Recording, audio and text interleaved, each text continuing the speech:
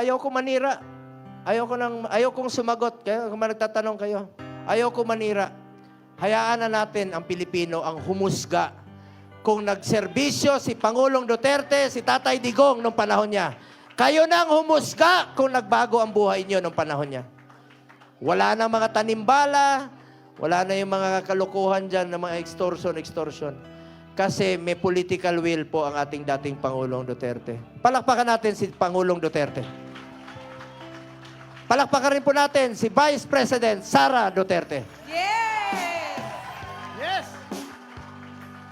Mga kababayan ko, tandaan nyo po itong sasabihin ko, lalong-lalo na po sa mga tumatakbo ngayon at nasa gobyerno.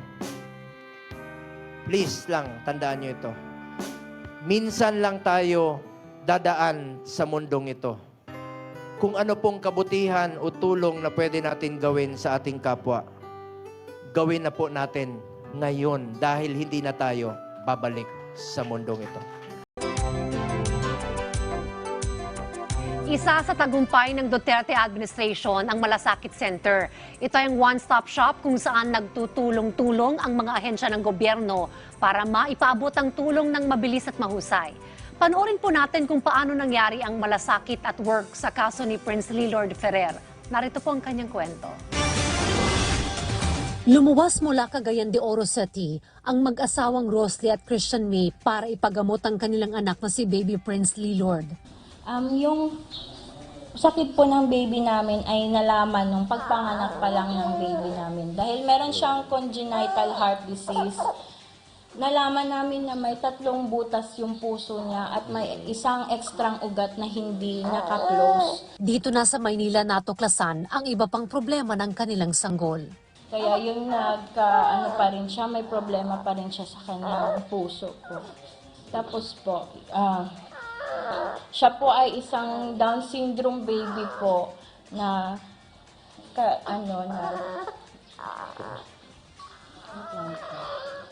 siya po ay ganito, hindi pa nakakalakad kahit 1-year-old pa siya, 1-year-old na siya, tapos hindi siya nakakapagsalita.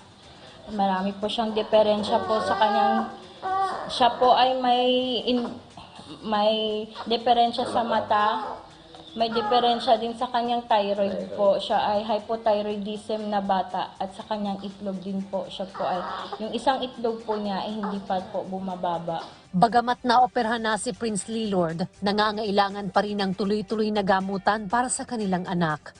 Kaya hindi naubusan ng diskarte ang mag-asawa para makalikom pa ng pondo. May maliit kami na ng milk tea shop lang sa barangay namin. Nag-fundraising po kami. May milk tea for a cause. Yung mga bumibili para po madagdag sa pangangailangan sa opera ng baby namin sa operasyon. At naghingi din kami ng tulong sa mga kamag-anak namin. At nag-post din kami sa Facebook. Sakasakali may magtutulong na maoperahan agad yung baby namin. Pero sa tulong ng Malasakit Center, kahit piso ay wala nang gagastusin pa ang mag-asawa. Thank you po Senator Bongo at President Duterte dahil po sa inyo nabigyan ng yung baby namin. Magandang buhay at happy heart na po ang baby namin ngayon. Marami kayong natutulungan po na katulad namin na naghihirap na nangangailangan ng pera para po sa panggamot, sa operasyon sa aming baby. At mayroon po kayong mga programa na naaabot po ng maliliit na tao. Talagang totoo yung NBB, no bail balance. Talagang paglabas mo ng hospital, wala ka na talagang babayaran, kahit piso. Totoo po yan. Napakagandang programa po ni Senator Bongo, under po sa office ng President natin, si President Rodrigo Roa Duterte, yung Malasakit Center po. Ang tanging mahihiling na lang ng mag-asawa ay maligayang Pasko para sa kanilang pamilya. Yung wish namin po ay lalo po kung gagaling na po si baby at 100% na po sana na ma-heal na po yung valve sa heart niya at wala na po sana siyang mga sakit pa na matitira. Sana po ay maayos na po lahat at para happy po yung Christmas namin.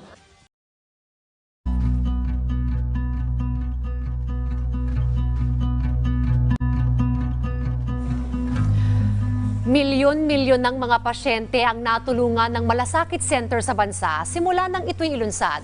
Umabot na rin sa 14 bilyong piso ang nailaang pondo ng gobyerno para tulungan ang mga kababayan nating nangangailangan ng agarang tulong medikal. Narito po ang report.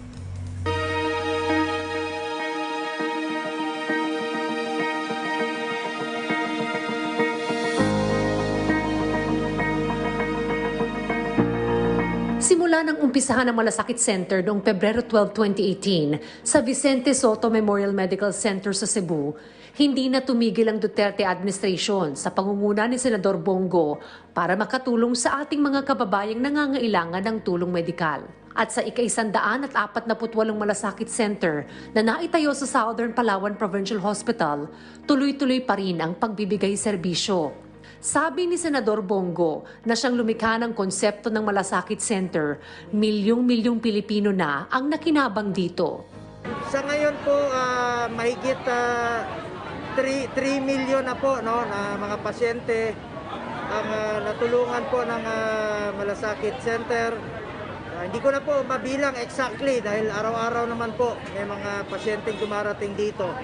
It's a one-stop shop na sa loob na ho ng hospital. Yung 4 na ahensya ng gobyerno, batas naman po ito at mandated by law na mga DOH run hospital ay magkakaroon po ng mga malasakit center. Tuloy-tuloy naman po ang tulong. At nasa halos tig 100,000 pasyente mula PCSO at DSWD. Dahil dito, umabot na sa halos 14 bilyong piso ang nagamit nitong pondo para sa mga Pilipinong may sakit at nangangailangan ng dagliang tulong. Ilang buwan na lang para sa pagtatapos ng termino ni Pangulong Duterte. Pero para kay Senador Bongo at sa mga tauhan ng Malasakit Center, hindi hihinto, hindi mapapagod at lalo pang pupunuin ng Pilipinas para sa taong bayan.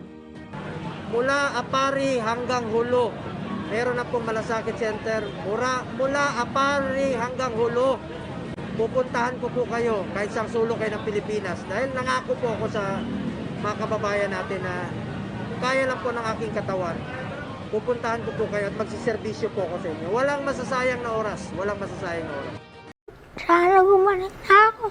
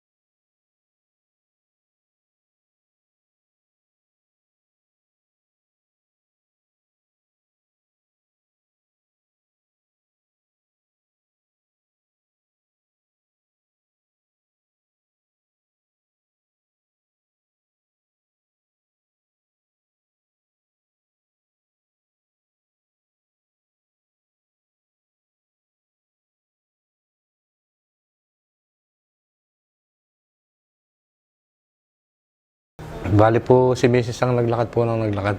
Tapos pinatawag po kami doon sa baba. Kinausap po kami doon, in-interview po kami. Ang pagkakaalam po namin sa Malasakit Center talagang tumutulong po sa mga kapuspalad na nangangailangan ng tulong. Nagmula po kay Senator Bongo.